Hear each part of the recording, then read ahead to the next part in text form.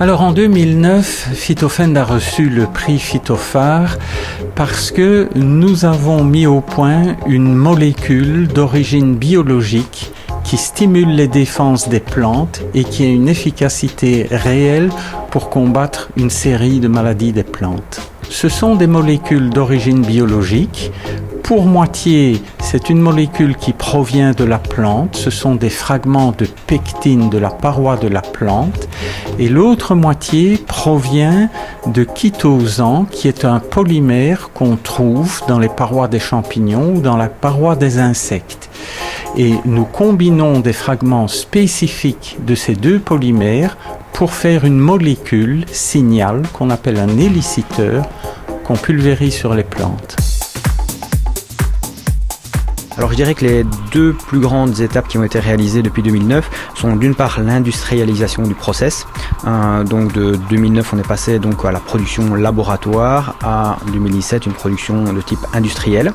Et le deuxième grand obstacle également qui a été franchi, c'est évidemment l'homologation de notre substance active au niveau européen, mais également des produits commerciaux dans différents États membres. Donc actuellement on vend dans une bonne partie de l'Union européenne, mais également hors Union européenne, Afrique du Sud, Équateur également.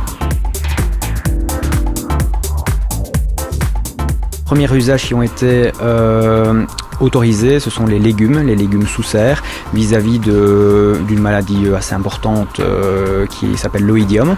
Et ensuite est venu l'usage en vigne, qui est vraiment l'usage majeur, qui a donné un coup d'accélérateur au développement de Phytofend et qui est arrivé en France contre les deux maladies principales de la vigne, l'oïdium et le mildiou.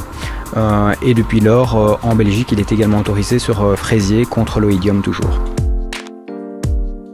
Les plans pour le futur, tout d'abord à très court terme, en début 2018, on va construire notre nouvelle usine qui comportera également toute une partie opérationnelle, mais également une partie centre de recherche.